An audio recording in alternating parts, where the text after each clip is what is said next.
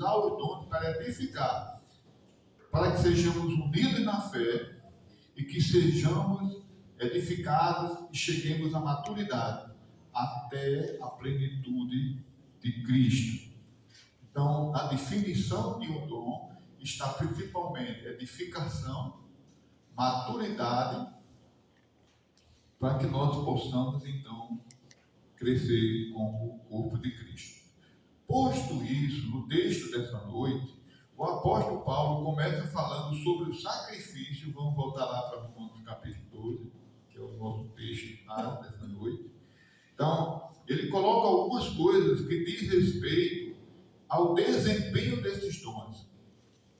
A primeira coisa que ele coloca está no versículo 1, né? Portanto, irmãos, peço pela misericórdia que ofereçam vossos corpos como sacrifício vivo, santo e agradável a Deus, que é o vosso culto racional. Então, a primeira coisa do exercício do dom é que ele é um sacrifício vivo a Deus. Irmão, o sacrifício de Cristo, ele foi suficiente para nos redimir, para nos salvar. Como crentes em Cristo, nós cremos que não precisamos realizar mais nenhum outro sacrifício para completar a obra de Cristo na cruz. Aquela obra de Jesus na cruz foi completa. O texto que a irmã leu hoje à noite diz que pela graça sois salvos mediante a fé. Isso não vem de vós, é dom de Deus, não vem das obras. Então não precisa você fazer mais nada para que você seja salvo. Jesus já fez. Agora, no decorrer da sua vida como uma pessoa salva, o que você pode oferecer a Deus como sacrifício vivo é o seu próprio corpo no desempenho dos dons. Porque, como nós vamos ver no contexto posterior, a gente vai ver que Paulo está falando que esse sacrifício vivo que ele fala tem a ver com os dons que Deus concedeu a cada um de nós para exercer. Esse é o sacrifício vivo que Cristo quer de você, meu irmão, de você, minha irmã, de mim. É que nós ofereçamos a Deus o desempenho do dom da melhor forma possível.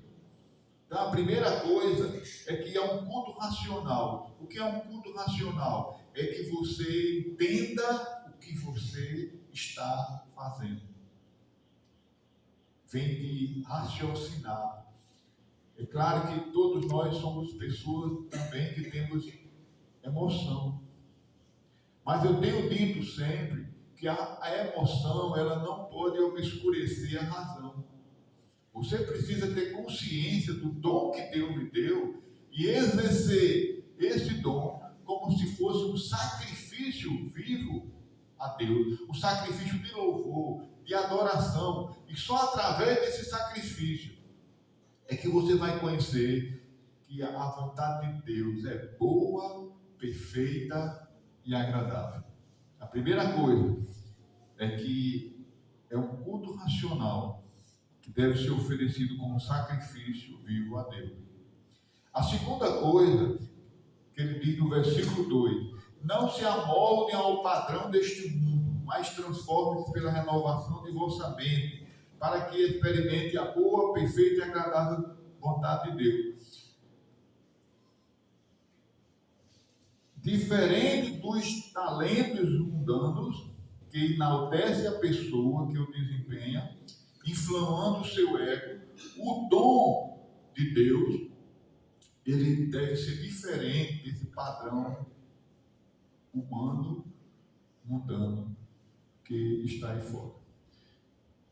Qual é a diferença, então, do talento para um dom? Nós podíamos dizer que o dom é um talento que é exercido dentro da igreja, dentro do corpo de Cristo. Só que a diferença é que esse talento, ele vem da ação do Espírito Santo, vem do alto na vida do povo de Deus, não para a glória de quem exerce o dom, mas para a glória de Deus.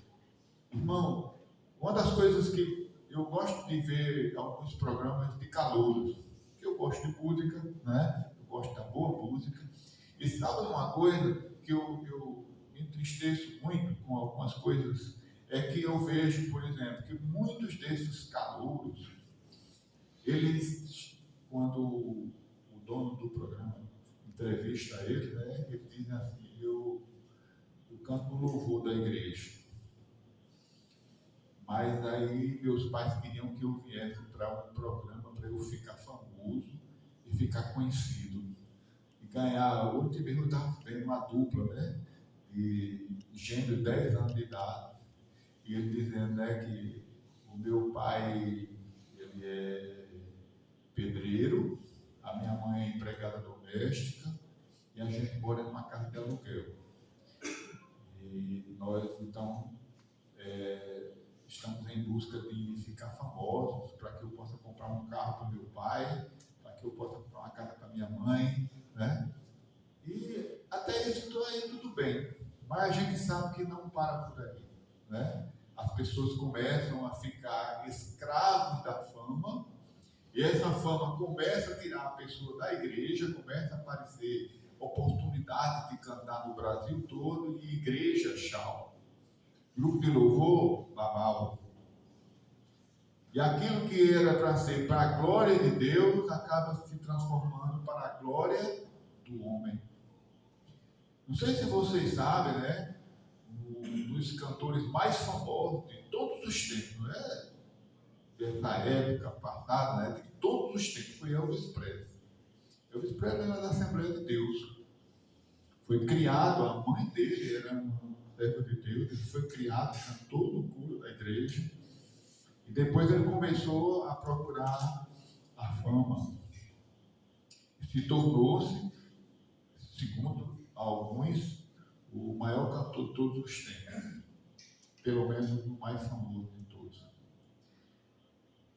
E sabe, uma das coisas que eu ouvi sobre Elvis é que quando ele estava sozinho, ele cantava louvores. E sabe o que acontecia? Eu ouvi porque eu ouvi testemunho da esposa dele, dos músicos que trabalhavam com ele, que ele se derramava em choro, porque ele tinha esse conflito. Porque nunca mais ele pôde ir para um culto. Nunca mais ele entrou numa igreja. Até porque se ele entrasse, né, as pessoas de fora iam invadir a igreja, porque ele se tornou quase um Deus para as pessoas. As pessoas se rasgavam, as pessoas dormiam às noites de frente para os clubes de show, tentando pelo menos ver de longe Elvis Presley. E uma coisa também que eu ouvi é que no domingo pela manhã ele não perdia uma pregação da escola bíblica dominical de um pastor bem famoso na época que pregava na televisão. Porque, irmãos, quando nós somos chamados por Deus e fazemos a opção por coisas que não têm a ver com o reino de Deus, a gente vai viver um conflito muito grande na nossa alma.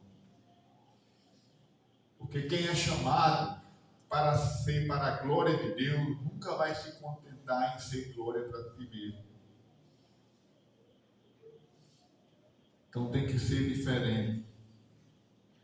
A terceira coisa é dizer, por isso, pela graça que me foi dada, digo a todos vocês, não pensem de vocês mesmos além do que devem pensar, mas pensem moderadamente, segundo a medida da fé que Deus deu a cada um. Cada um de nós tem um corpo com muitos membros, e esses membros não têm todos a mesma função. O desempenho do dom deve ser feito com humildade. Ninguém deve achar que é o tampa, que é o bambambam. Ah, se ele não tiver, o grupo de louvor não canta. Ah, ninguém toca guitarra como eu. Ninguém é um baterista do meu nível. Essas são estratégias que Satanás coloca para, mais uma vez, alimentar o nosso ego. Os dons devem ser exercidos com humildade, porque a palavra de Deus diz que nós devemos nos humilhar diante dele, porque aquele que se exalta será abatido, mas aquele que se humilha, que reconhece que a capacidade não vem de si mesmo, nós devemos reconhecer, irmãos, que se nós temos dons, que nós temos talentos, tudo vem de Deus. Tiago diz que toda boa dádiva e todo dom perfeito vem do alto, do Pai das luzes, em que não há sequer sombra de variação. Quando você achar que você é que tem um talento, que nada funciona se você não estiver à frente, você está no caminho para a queda. Porque a palavra de Deus diz que a soberba precede a queda. E foi assim desde o começo. E não começou essa presunção, e não começou essa soberba aqui nesse planeta, começou no céu. Quando um anjo de luz, que era um bem da guarda, achou-se no seu coração a iniquidade. E ele disse: eu subirei acima das estrelas e serei semelhante ao Altíssimo. De lá ele foi abatido. E Jesus disse: eu vi Satanás caindo do céu como uma estrela, que agora não brilha mais. Então, quando você achar que você está brilhando mais do que todo mundo, cuidado, porque as densas trevas podem estar dando cilada para você. Então, seja humilde. Entenda o que Jesus disse, que sem mim nada podeis fazer. Se não for a suficiência de Cristo, você não seria capaz de absolutamente nada. Quanto mais de exercer algum talento, de exercer algum dom na igreja.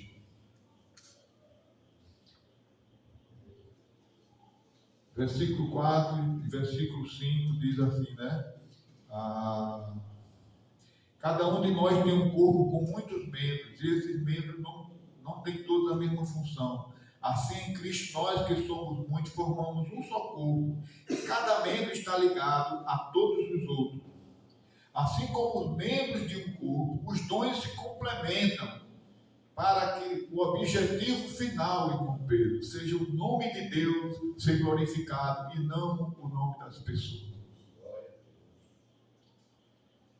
Você já imaginou se os membros de nossos corpos começassem a se achar, a mão dizer assim: eu sou a mão, eu que faço as coisas, eu não preciso dos pés. Ou se um olho dissesse: eu não preciso do ouvido. Não é assim que o nosso corpo funciona. Todos os membros, eles se complementam, uns precisam dos outros, porque senão vão continuar sendo membros, e membros isolados não formam corpo. Então você tem que entender que quando Deus dá um dom a você, você vai precisar de outras pessoas para que esses dons se complementem, e que no final das contas tudo seja para a glória de Deus na igreja.